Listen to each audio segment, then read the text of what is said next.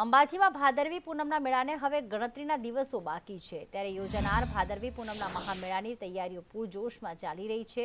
મંદિર દેવસ્થાન ટ્રસ્ટ અને વહીવટીતંત્રે પદયાત્રીઓની ચિંતા કરી છે।